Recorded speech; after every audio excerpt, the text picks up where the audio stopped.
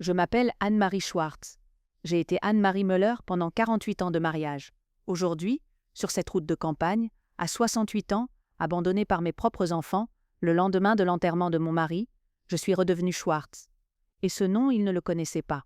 Ce nom possédait 20 hectares de vergers bio que mon fils comptait vendre à un promoteur immobilier pour 2 millions d'euros. Mais voilà le problème, ces terres n'étaient pas à vendre, parce qu'elles ne lui ont jamais appartenu. Heinrich, mon mari, est mort d'un cancer du pancréas. 14 mois d'agonie lente, assez de temps pour mettre ses affaires en ordre, mais pas assez pour vivre avec ce savoir qui te ronge chaque jour. Au début, on a gardé le secret, juste entre nous. Nos enfants étaient occupés par leur propre vie. Benjamin avec sa carrière de conseiller financier à Munich, toujours trop important pour venir aux réunions de famille. Lisa avec ses entreprises de bien-être, qui échouaient constamment à Hambourg, toujours besoin d'un nouveau financement de papa. Ils n'ont pas besoin de ce fardeau pour l'instant, disait Heinrich en fixant le plafond de notre chambre. La morphine rendait ces mots un peu flous. Laisse-les vivre leur vie encore un peu, sans cette ombre. J'ai acquiescé parce que je l'aimais, mais je savais mieux. Je connaissais nos enfants mieux que lui ne voulait l'admettre. Quand ils sont finalement arrivés à notre modeste ferme en bordure de Feldkirchen, en Bavière, la maison où ils avaient grandi, où Heinrich et moi avions transformé les vergers Müller, de 20 hectares d'arbres fruitiers négligés en l'une des exploitations bio, les plus respectées de l'État libre, ils ne sont pas venus avec du réconfort. Ils sont venus avec des questions sur le testament. « Maman, j'essaie juste d'être pratique », a dit Benjamin. Sa voix avait pris ce ton condescendant qu'il avait perfectionné après son premier bonus à 6 chiffres. Nous étions assis à la table de cuisine. Heinrich dormait à l'étage quand il a abordé le sujet. « Les factures médicales doivent s'accumuler. Avez-vous pensé à vendre la maison? Gérer l'entreprise seule ne peut pas être facile pour toi. » Benjamin avait quitté Feldkirchen à 18 ans, qualifiant la Bavière rurale d'aussi étouffante que le sol qui avait financé son éducation. Il ne venait que quand c'était absolument nécessaire, préférant dormir dans un hôtel plutôt que dans sa chambre d'enfance, parce que l'air de la campagne irritait ses sinus. Pourtant, soudainement, dans les dernières semaines de son père, il avait développé un intérêt profond pour l'entreprise familiale qu'il avait embarrassée dans sa jeunesse. Lisa est arrivée 3 jours plus tard, avec 6 valises et le parfum d'un échec coûteux. Son dernier projet, un studio de yoga fusion avec méditation sonore et cristaux de guérison, s'était effondré sous le poids des plaintes de bruit des voisins et un bail qu'elle ne pouvait pas payer. Elle avait besoin d'argent, beaucoup d'argent, et vite. « Maman, je pense que ce serait mieux si on vendait tout après, tu sais, a-t-elle dit, ne pouvant même pas prononcer les mots. Papa aurait voulu qu'on soit en sécurité financièrement. Heinrich aurait voulu, l'homme qui s'était levé à 4 heures du matin pendant 40 ans pour s'occuper de ses arbres, aurait voulu qu'il soit arraché pour des lotissements résidentiels. Les derniers jours d'Heinrich ont été une procession de visites. Benjamin avec son ordinateur portable, calculant des valeurs immobilières, pendant que son père suffoquait dans la chambre d'à côté. Lisa avec ses factures, les étalant sur la table comme des cartes de tarot prédisant l'avenir. Aucun d'eux n'a demandé comment j'allais. Aucun d'eux n'a proposé de rester pour m'aider après. Ils planifiaient déjà leur héritage avant même que leur père ne soit enterré. Heinrich est mort un mardi matin. J'étais seule avec lui, tenant sa main, écoutant son dernier souffle. Les enfants sont arrivés 2 heures plus tard. Benjamin en costume sombre, téléphone déjà à la main pour appeler le notaire. Lisa en vêtements de deuil, qu'elle avait clairement acheté en route, l'étiquette de prix encore accrochée à la manche. L'enterrement était simple, comme Heinrich l'avait voulu. Petite cérémonie, quelques vieux amis, les ouvriers agricoles qui avaient travaillé avec nous pendant des décennies. Benjamin a prononcé un éloge funèbre qu'il avait visiblement écrit dans l'avion. Des mots génériques sur un homme de la terre et un père dévoué. Rien de personnel, rien de vrai. Lisa a pleuré bruyamment, mais ses larmes semblaient plus pour elle-même que pour son père. Après la réception, ils m'ont dit de préparer mes affaires. Juste quelques vêtements, maman. On va t'installer quelque part de mieux. Mieux que la maison où j'avais vécu pendant 48 ans, mieux que les vergers que j'avais plantés de mes propres mains. J'ai compris alors ce qui se passait. Mais j'ai joué le jeu. J'ai emballé 2 vieilles valises, quelques photos, mes médicaments et un document qu'il ne savait pas que je possédais. Le lendemain matin, Benjamin a dit qu'il m'emmenait visiter des résidences pour seniors. « Tu vas adorer, maman. Ils ont des activités, des gens de ton âge. » Mais au lieu de prendre l'autoroute vers les grandes villes où se trouvaient ces résidences, Benjamin a pris la route de campagne 27. Une route rurale qui traversait des champs avant de rejoindre finalement l'autoroute. C'était un détour étrange. 20 minutes plus tard, il s'est arrêté sur le bord de la route, à côté d'un champ vide. Le moteur tournait au ralenti quand il s'est retourné vers moi. « Tu descends ici, maman ?» a-t-il dit, sa voix étrangement calme. « La maison et l'entreprise m'appartiennent maintenant. »« Quoi » Lisa semblait au moins confuse. Benjamin, qu'est-ce que tu fais? Ce dont on a parlé, a-t-il sifflé. Maman ne va pas rendre les choses faciles. Elle va contester le testament, faire des scènes, nous embarrasser devant l'investisseur. C'est plus propre comme ça. Il s'est penché au-dessus de moi pour ouvrir ma portière. Descends, maman. Tu as tes médicaments, quelques vêtements. 5 kilomètres plus loin, il y a une station-service. Tu peux appeler une de tes amies du club de couture. J'ai regardé mon fils, cherchant un signe de l'enfant que j'avais aimé, et je n'ai rien trouvé. Puis je me suis tournée vers Lisa, dont les yeux écarquillés passaient de l'un à l'autre, sa bouche s'ouvrait et se fermait comme celle d'un poisson. « Lisa » ai-je demandé, mais je savais déjà. Elle allait le suivre. Elle l'avait toujours fait. « Je suis désolée, maman » a-t-elle chuchoté. « C'est juste, on a besoin de l'argent. J'ai des dettes. » J'ai hoché la tête une fois, j'ai pris mon sac à main et la petite valise qu'ils avaient préparée, et je suis descendue sur le bord en gravier. L'air printanier était frais, sentait la terre fraîche et la promesse de pluie. Je me tenais là, serrant mon sac, alors que Benjamin s'éloignait sans regarder en arrière, le visage pâle de Lisa visible à travers la vitre arrière, jusqu'à ce qu'il franchisse une colline et disparaisse. Pas de téléphone, pas d'argent, pensait-il, juste mon nom et ce qu'il ne savait pas que je possédais encore. Et là j'ai compris que je n'étais pas seule. J'étais libre, libre de faire semblant que ces gens méritaient mon amour, juste parce que je leur avais donné la vie. Libre du fardeau du devoir maternel envers des enfants qui me voyaient comme rien d'autre qu'un obstacle. J'ai commencé à marcher, pas vers la station-service que Benjamin avait mentionnée, mais vers un avenir qu'il ne pouvait pas imaginer. Dans mon sac se trouvait mon passeport, mes médicaments et un acte de propriété. L'acte original pour 20 hectares de terres à mon nom de jeune fille, acheté avant d'épouser Henrik, avant que les vergers Müller ne prospèrent. Les 20 hectares les plus rentables, comme le hasard voulait, incluant les droits sur l'eau dont tout investisseur aurait besoin. Mes enfants pensaient m'avoir laissé sans rien. Ils allaient bientôt découvrir à quel point ils se trompaient. Le chemin de retour en ville a pris presque 2 heures. Mes chaussures, les plates confortables que j'avais portées pour l'enterrement d'Heinrich, n'étaient pas faites pour les routes de campagne. Mes pieds me faisaient mal, mais chaque pas était un pas vers quelque chose de nouveau, quelque chose qu'ils ne pouvaient pas contrôler. Finalement, j'ai atteint la périphérie de Feldkirchen, pas la station-service où ils pensaient que j'appellerais en pleurant une amie pour venir me chercher. J'ai marché directement vers le centre-ville, vers le cabinet d'avocat de Klaus Werner, le meilleur avocat immobilier de Bavière, et par coïncidence, un vieil ami d'Heinrich. Klaus était dans son bureau, consultant des documents quand sa secrétaire m'a fait entrer. Il a levé les yeux, surpris de me voir si tôt après l'enterrement, et encore plus surpris par mon apparence. Mes vêtements étaient poussiéreux, mes cheveux décoiffés, mes yeux probablement rouges de colère plutôt que de larmes. « Anne-Marie, que s'est-il passé ?» Je me suis assise lourdement dans la chaise, en face de son bureau. Mes enfants viennent de m'abandonner sur la route 27. Ils pensent avoir hérité de tout d'Heinrich. Ils ont déjà un acheteur pour les vergers, un promoteur immobilier qui veut construire des résidences. Klaus a froncé les sourcils. C'est terrible, Anne-Marie, mais le testament d'Heinrich était clair. L'entreprise et la maison vont à Benjamin comme héritier principal, avec une part pour Lisa. Tu as ta pension et les 20 hectares avec les droits sur l'eau, et j'interrompus calmement. Ce que j'ai acheté en 1979 avec mon héritage de ma grand-mère, à mon nom de jeune fille, Anne-Marie Schwartz. Le visage de Klaus s'est figé. Il a commencé à comprendre. Les vergers ouettes, avec les 3 sources naturelles? Exactement. Heinrich et moi avons toujours gardé ces terres séparées, pour notre sécurité. Nous avions un accord verbal. Si quelque chose nous arrivait, ces terres protégeraient celui qui resterait. Benjamin ne peut pas vendre l'exploitation sans ses droits sur l'eau. Aucun investisseur n'achètera des vergers bio sans source d'eau garantie. Klaus s'est penché en arrière dans sa chaise, un lent sourire se formant. Tu veux dire que ton fils vient de t'abandonner, la seule personne qui peut faire échouer sa vente? Non seulement ça, ai-je dit, sortant l'acte de propriété de mon sac. Je veux que tu enregistres officiellement mon refus de vendre ou de louer ses droits sur l'eau. Je veux que tu informes le promoteur immobilier que la transaction ne peut pas se conclure. Et je veux que tu le fasses aujourd'hui. Vous auriez dû voir les yeux de Klaus s'illuminer. Il adorait ce genre de justice poétique. Anne-Marie, tu es brillante, mais où vas-tu aller? Tu as besoin d'un endroit pour rester. J'ai une amie, Gertrude. Elle tient une petite pension à la périphérie de la ville. Elle me laissera rester là jusqu'à ce que je trouve quelque chose de permanent. Klaus a hoché la tête. Fais-moi savoir si tu as besoin de quoi que ce soit. Et Anne-Marie? Il a souri.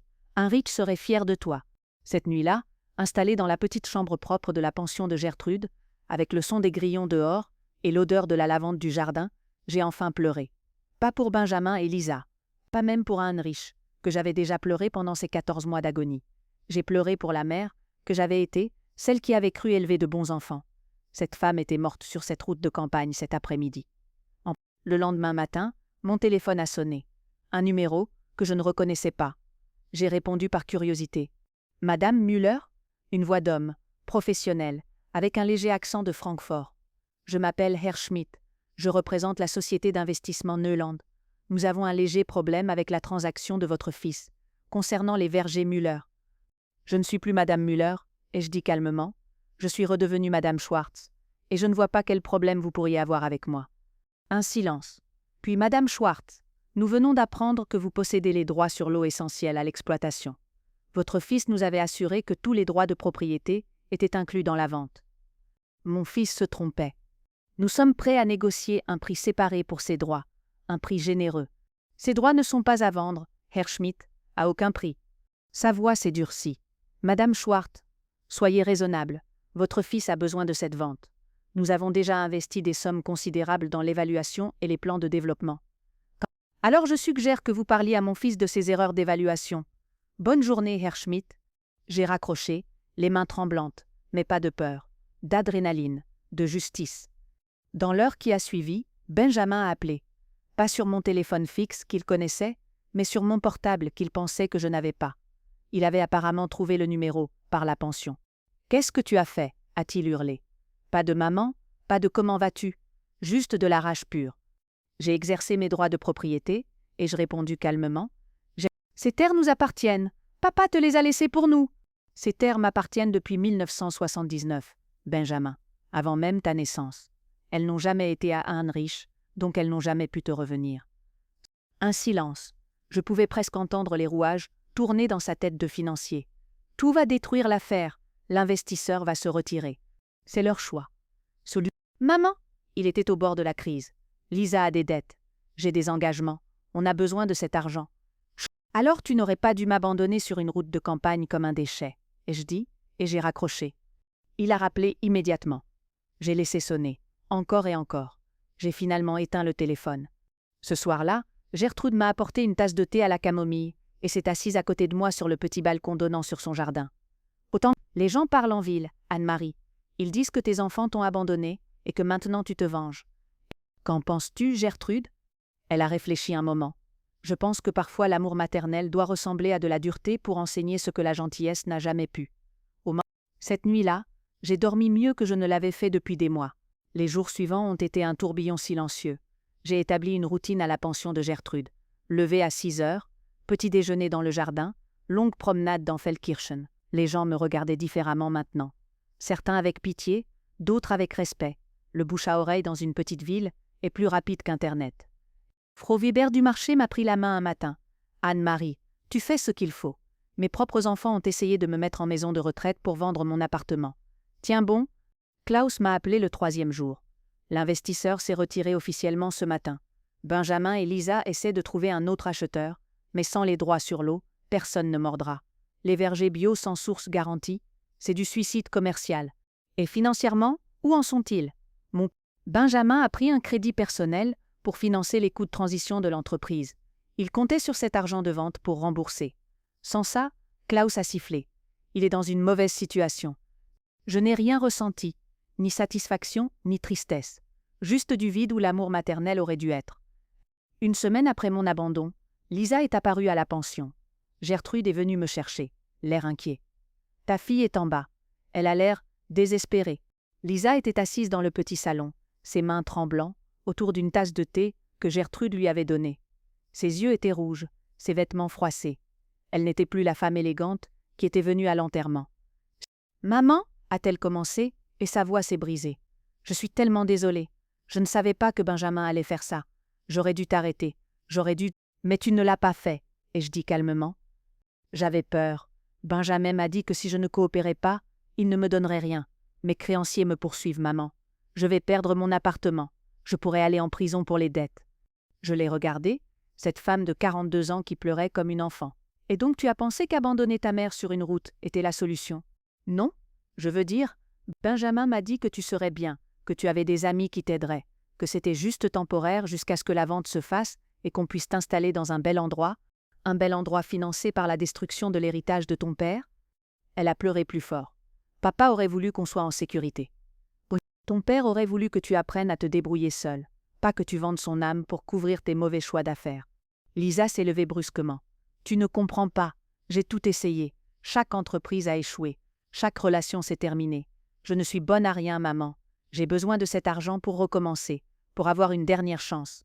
Et tu pensais que la meilleure façon d'obtenir une dernière chance était de trahir ta propre mère?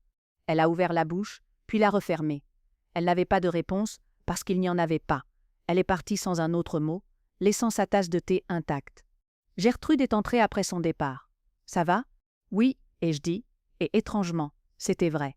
Voir Lisa désespérée ne me donnait aucune satisfaction, mais ça ne me donnait pas non plus envie de la sauver. Certaines leçons doivent être apprises dans la douleur. Le même soir, j'ai reçu un email, de Benjamin cette fois, pas un appel hurlant. L'objet disait simplement « S'il te plaît, lis. » Maman? Je sais que j'ai fait quelque chose d'impardonnable. Je ne vais pas essayer de me justifier ou de prétendre que j'avais raison. J'ai paniqué. L'entreprise a des dettes que papa n'a jamais mentionnées. Des prêts qu'il a contractés pendant sa maladie pour maintenir l'exploitation à flot. Si on ne vend pas, on perd tout de toute façon. La banque va saisir. La banque va saisir. J'ai pensé que si je pouvais juste faire la vente rapidement, sans complications, je pourrais tout régler et on pourrait tous repartir de zéro. Je sais que ça sonne égoïste maintenant, ça l'était. Lisa n'est pas en bon état. Ses créanciers ont obtenu un jugement. Elle a 2 semaines avant qu'ils commencent à saisir ses biens. Elle parle d'eux, je ne veux même pas écrire les mots. Mais elle ne va pas bien, maman. Je ne te demande pas de pardonner.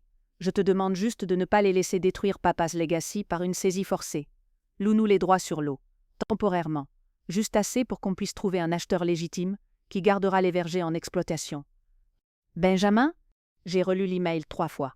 Des dettes d'Heinrich? C'était possible. Il n'a jamais voulu m'inquiéter avec les finances pendant sa maladie. Mais quelque chose dans le ton de Benjamin sonnait faux. Trop calculé, trop stratégique. J'ai transféré l'email à Klaus avec une note. Vérifie ça. Il a répondu en 2 heures. J'ai examiné tous les documents financiers d'Heinrich. Il y a un prêt, oui, mais pas critique. 50 000 €, remboursable sur 10 ans. Rien qui nécessite une vente urgente. Benjamin exagère. Donc il mentait, encore, ou au mieux, dramatisait pour me manipuler. J'ai répondu à Benjamin. Les droits ne sont pas alloués. Trouve une autre solution. Cette nuit-là, ma fenêtre a été brisée. Une pierre avec un mot attaché. Égoïste. La police est venue, a pris un rapport, mais sans preuve, il ne pouvait rien faire. Gertrude voulait que je déménage, que je me cache, mais j'ai refusé. Si je me cache, je leur montre qu'ils ont gagné, et je dis, je reste. Le lendemain, une voiture s'est garée devant la pension. Pas Benjamin ou Lisa. Une femme d'environ 35 ans, élégamment habillée, avec une serviette professionnelle. Madame Schwartz? Je m'appelle Annika Bauer. Je suis médiatrice familiale. Votre fils m'a engagée pour faciliter une conversation. Je n'ai rien à dire à mon fils qu'un médiateur pourrait améliorer. Elle a souri doucement. Je comprends votre colère, mais pensez-vous que cette situation aide quelqu'un, vos petits-enfants? Je n'ai pas de petits-enfants. Lisa est enceinte, a-t-elle dit doucement. 3 mois, elle ne vous l'a pas dit? Le monde s'est arrêté un instant. Lisa, enceinte. Un bébé. Mon premier petit enfant. Et je ne le savais même pas. C'est pour ça qu'elle a besoin de l'argent, a continué Annika. Le père est parti quand il a découvert sa situation financière. Elle est seule, endettée et enceinte. Elle a peur, Madame Schwartz. J'ai senti quelque chose se fissurer dans ma poitrine. Malgré tout ce qu'elle m'avait fait, Lisa était ma fille. Et maintenant, elle portait mon petit enfant dans cette tempête. Pourquoi ne me l'a-t-elle pas dit elle-même? Elle a honte. Elle pense que vous la détestez. Je me suis assise lourdement. Je ne la déteste pas. Je suis juste fatiguée d'être traitée comme un obstacle plutôt qu'une personne. Annika a hoché la tête. Je comprends. Est-ce que vous accepteriez de les rencontrer tous les deux avec moi comme médiateur? Juste pour écouter? Pas d'engagement. J'ai regardé par la fenêtre, vers les collines où les vergers Müller s'étendaient. Les arbres qu'Heinrich avait plantés. L'héritage qu'il voulait transmettre. Un héritage qui incluait maintenant un petit enfant à venir. D'accord, ai-je dit finalement, mais pas à la ferme, chez Klaus Werner, terrain neutre. La réunion était programmée pour 3 jours plus tard. Ces 3 jours ont été les plus longs de ma vie. Je n'arrêtais pas de penser à Lisa, enceinte et terrifiée, à Benjamin, acculé et désespéré, Et à moi, la mère qui avait choisi la justice sur la miséricorde. Avais-je raison? J'étais sûre de mon droit légal. Mais moralement? Klaus m'a appelé la veille de la réunion. Anne-Marie, j'ai découvert quelque chose. Benjamin a rencontré un autre investisseur en secret. Pas pour les vergers, pour les transformer en parking et entrepôt logistique. C'est pour ça qu'il a besoin de ses droits sur l'eau, pour obtenir les permis de construction. Mais mon sang s'est glacé. Il veut bétonner les vergers d'Heinrich pour le triple du prix. Il a menti surtout, Anne-Marie. Il n'y a jamais eu de plan pour maintenir l'exploitation. Juste de l'argent rapide. J'ai raccroché, tremblante de rage. Tout ce discours sur l'héritage de papa était du mensonge. Benjamin voulait détruire tout ce pourquoi Heinrich avait travaillé, juste pour un chèque plus gros. Le jour de la réunion, je suis arrivée au cabinet de Klaus avec cette information dans ma poche comme une grenade. Benjamin et Lisa étaient déjà là, assis dans la salle de conférence avec Annika. Lisa avait l'air épuisée, pâle, avec un petit ventre à peine visible. Benjamin portait son costume habituel, mais il était froissé, mal rasé. Ils avaient tous les deux l'air de personnes qui ne dormaient plus. « Merci d'être venue, maman », a commencé Benjamin avec un sourire qui ne touchait pas ses yeux. « Et je ne m'appelle pas maman », ai-je dit froidement. « Tu as perdu ce droit sur la route 27. » Annika a levé la main. « Essayons de garder ça productif. Benjamin, Lisa, pourquoi ne commencez-vous pas par expliquer votre situation à votre mère ?» Lisa a parlé en premier, sa voix tremblante. « Je suis enceinte. Le père est parti. J'ai 47 000 € de dette. Sans ma part de la vente, je vais perdre mon appartement. Je n'aurai nulle part où élever ce bébé. » Benjamin a enchaîné. En entreprise perd 8 000 € par mois. Sans injection de capital, on sera en faillite d'ici 6 mois. Papa a essayé de maintenir les choses ensemble pendant sa maladie, mais il n'a pas pu. On a besoin de vendre pour sauver quelque chose du chaos. Ils m'ont regardé, attendant ma réaction. Annika a dit doucement, « Madame Schwartz, que ressentez-vous en entendant cela ?» Je ressens, et je dis lentement, qu'on me mente encore. Benjamin a cligné des yeux. « Quoi? Je ne mens pas. Regardez les livres de comptes. » J'ai sorti les documents que Klaus avait préparés. J'ai regardé les livres. L'entreprise a des défis. Oui, mais rien de catastrophique. Ce qui est catastrophique, c'est ton plan secret de vendre à un développeur d'entrepôt logistique pour bétonner les vergers d'Heinrich. Le silence dans la pièce était assourdissant. Lisa s'est tournée vers Benjamin, choquée. « Quoi? Tu as dit qu'on allait vendre à une coopérative bio qui continuerait l'exploitation. »« Lisa, je peux expliquer? Tu m'as menti ?» Sa voix montait. « Tu m'as fait abandonner maman sur une route, détruire notre famille, pour des putains de parking? On aurait eu 3 fois plus d'argent. Tu aurais pu rembourser toutes tes dettes et en garder. » Lisa s'est levée, les larmes coulant. « Je ne veux pas de cet argent, pas comme ça. » Elle s'est tournée vers moi. « Maman, je ne savais pas, je le jure. J'ai cru qu'on essayait de sauver l'héritage de papa, pas de le détruire. J'ai regardé ma fille, cette femme brisée portant mon petit enfant, et j'ai vu enfin de la vérité dans ses yeux. Pas de manipulation, juste du chagrin pur. Je te crois. » Et je dis doucement. Benjamin s'est levé brusquement. « Bien sûr que tu la crois. Elle a toujours été ta préférée. Moi, j'essaie juste de survivre dans un monde qui n'a pas de place pour les vergers bio-sentimentaux. Tu essaies de trahir ton père. » Et je dis calmement, « Il y a une différence. »« Papa est morte ?» a-t-il crié. « Ses rêves sont morts avec lui? On vit dans le monde réel maintenant ?»« Sors. » Et je dis, « Quoi? Ça? Sors de cette pièce. Cette réunion est terminée. » Annika a essayé d'intervenir. « Madame Schwartz, peut-être qu'on pourrait… » « Non. » ai-je coupé. « Il n'y a rien à médier. Mon fils veut détruire l'œuvre de vie de son père pour de l'argent rapide. Je ne serai jamais d'accord avec ça. Jamais. » Benjamin a attrapé sa veste. « Tu vas le regretter. J'ai des avocats qui vont te déchirer. Tu es vieille, seule, et tu as clairement des problèmes de jugement. On va te faire déclarer inapte. » Et je dis calmement, je suis impatiente de voir un juge écouter comment tu m'as abandonnée sur une route pour pouvoir voler mon héritage. Il est parti en claquant la porte si fort que les cadres sur le mur ont tremblé. Lisa était restée, pleurant silencieusement. « Maman, je suis tellement désolée. Pour tout, je ne savais vraiment pas. » Je l'ai regardée, cet enfant perdu qui était devenu une adulte perdue. « Lisa, je veux t'aider, mais pas en trahissant l'héritage de ton père. » Elle, « Je comprends. Je ne te demande rien. Je voulais juste que tu saches que je suis désolée. » Elle a essuyé ses yeux, et que quand le bébé naîtra, si tu veux le connaître, tu seras la bienvenue. Quelque chose s'est adouci en moi. Comment vas-tu gérer financièrement? Je vais me débrouiller. J'ai trouvé un travail, rien de glamour, juste du nettoyage de bureau la nuit. Ça paie les factures. lentement, mais sa paix. Nettoyage de bureau? Toi? Elle a ri tristement. Tu serais surprise de ce qu'on peut faire quand on n'a pas le choix. Je ne suis plus la Lisa qui lançait des entreprises fantasques avec l'argent de papa. Je suis juste quelqu'un qui essaie de survivre. Pour la première fois, j'ai vu de la vraie maturité dans ses yeux. La douleur l'avait transformée, peut-être pour le mieux. Va, ai-je dit doucement. On parlera plus tard, quand tu seras prête. Elle a hoché la tête et est partie, me laissant seule avec Klaus et Annika. Annika a secoué la tête. Je n'ai jamais vu une situation familiale aussi complexe. Je suis désolée que ça n'ait pas marché. Ça a marché, ai-je dit, juste pas comme vous l'imaginiez. J'ai appris ce que je devais savoir. Benjamin ne peut pas être sauvé. Mais Lisa peut-être. Klaus m'a raccompagnée à la pension. Qu'est-ce que tu vas faire maintenant, Anne-Marie? Je vais attendre, ai-je dit. Benjamin va faire son mouvement. Et quand il le fera, je serai prête. Le mouvement est venu plus vite que prévu.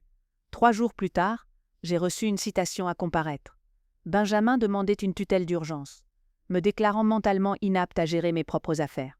Son argument? Une femme de 68 ans, récemment veuve, prenant des décisions financières irrationnelles en refusant de vendre des actifs précieux, démontrant détachement de la réalité. Il avait même trouvé un psychiatre prêt à témoigner qu'un deuil compliqué pouvait causer des troubles du jugement temporaire. Klaus était furieux. C'est scandaleux, on va les détruire au tribunal. Mais moi, j'ai souri, parce que Benjamin venait de faire exactement ce que j'espérais qu'il ferait. Il m'avait donné la scène parfaite pour révéler au monde entier quel genre d'homme il était vraiment. Klaus, ai-je dit calmement, prépare tout.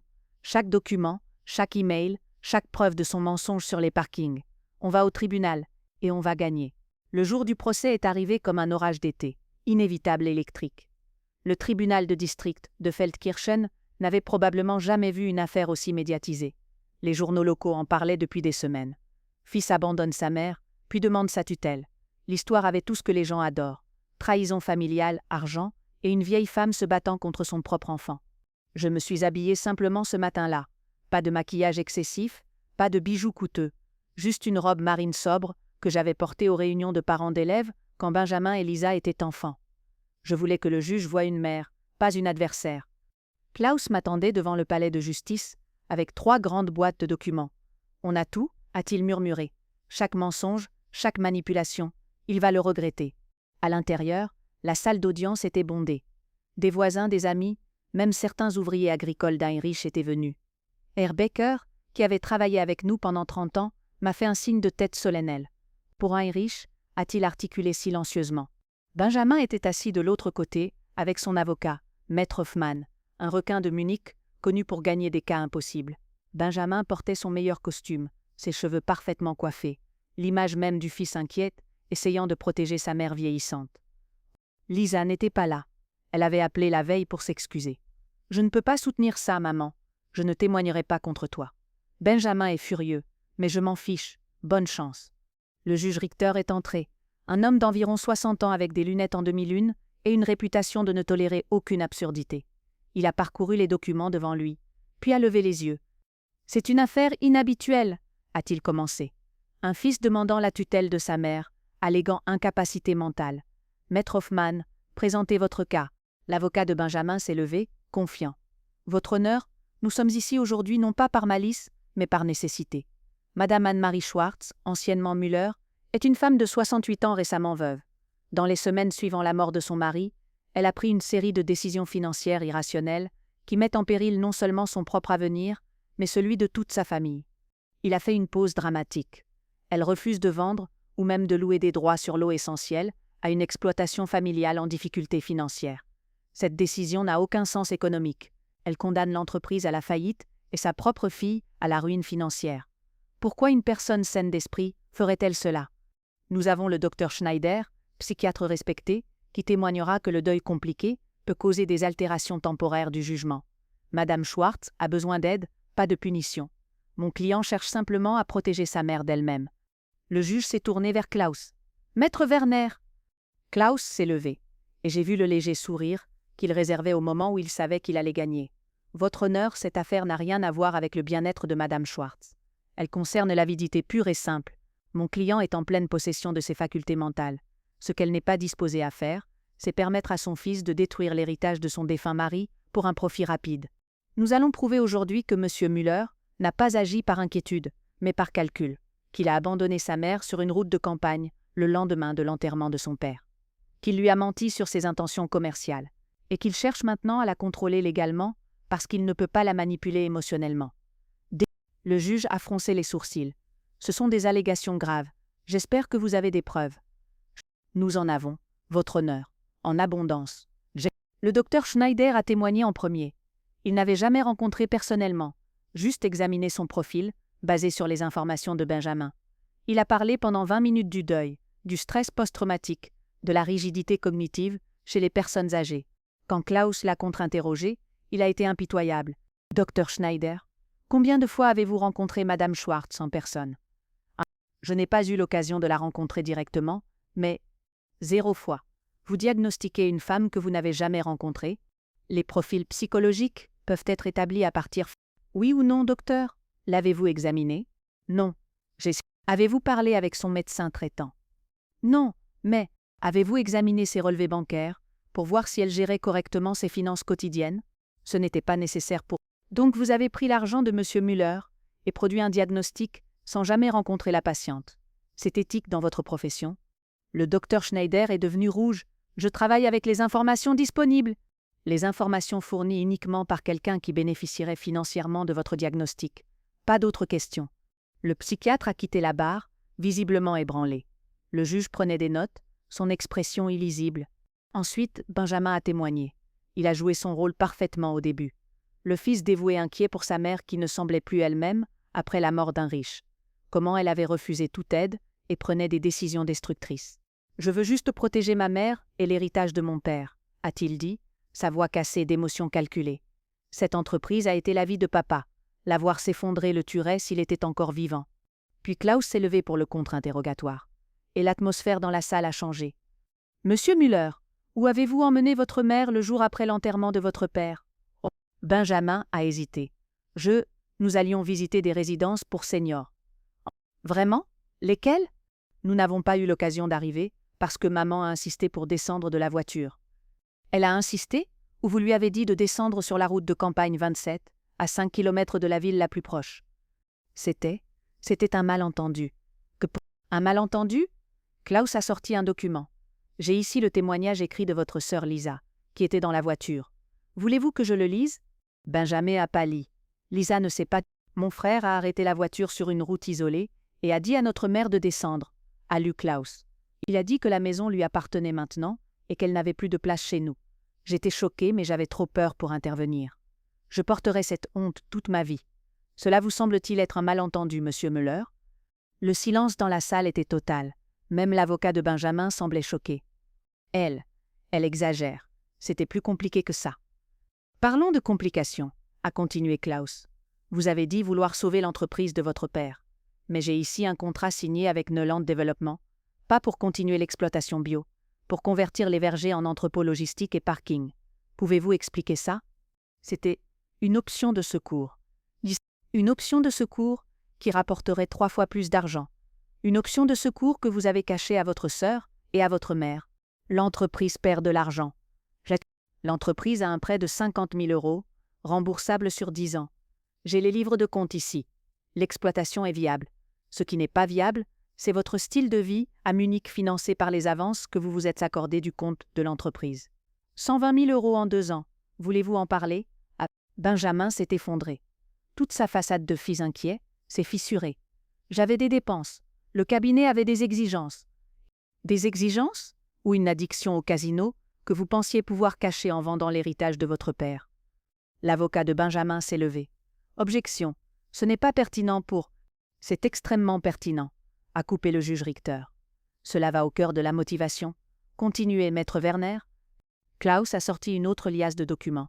Voici vos relevés de casino pour les 18 derniers mois. 880 000 € de pertes. Voici les emails entre vous et Neuland Développement, négociant votre commission personnelle de 200 000 € sur la vente. Et voici le faux rapport financier que vous avez présenté à l'investisseur, gonflant les dettes de l'entreprise pour justifier une vente urgente. Benjamin était debout maintenant, tremblant. Vous ne comprenez pas la pression. Tout le monde attend que je réussisse. Papa avec ses standards impossibles. Maman avec ses jugements constants. Donc vous les avez trahis, a dit Klaus simplement. Vous avez abandonné votre mère pour pouvoir voler son héritage et alimenter votre addiction. Je ne suis pas un voleur, Benjamin a crié. C'est mon héritage, j'y ai droit. Alors pourquoi demander la tutelle? Klaus était calme, méthodique. Si vous y avez droit, pourquoi devez-vous déclarer votre mère mentalement inapte? Benjamin n'avait pas de réponse. Il s'est rassis, la tête dans les mains. Puis ce fut mon tour. J'ai marché vers la barre des témoins, consciente de chaque regard dans la salle. Le juge m'a regardé avec curiosité. Madame Schwartz, comment vous sentez-vous aujourd'hui? Triste, votre honneur. Triste qu'on en soit arrivé là. Mais clair dans mon esprit et dans mon but. Votre fils dit que vous détruisez l'entreprise familiale par entêtement. Comment répondez-vous? Je protège l'entreprise familiale de mon fils. Mon mari Henrik a passé 40 ans à construire ses vergers bio. Pas pour qu'ils soient bétonnés pour des parkings. Pas pour financer les dettes de casino de notre fils. J'ai regardé directement Benjamin. J'aimais mes enfants. Je les aime toujours, même maintenant. Mais l'amour ne signifie pas permettre la destruction. Parfois, l'amour ressemble à dire non. Votre honneur, ai-je continué, me tournant vers le juge, je ne suis pas confuse, je ne suis pas sénile. Je suis une femme qui a été abandonnée par son fils le lendemain de l'enterrement de son mari, qui a découvert que ce fils avait menti, volé et manipulé, et qui a décidé qu'assez c'était assez. Ces 20 hectares avec droit sur l'eau, je les ai achetés en 1979, avec mon propre héritage, avant mon mariage. Ils sont à moi, légalement et moralement, et je choisis de les protéger.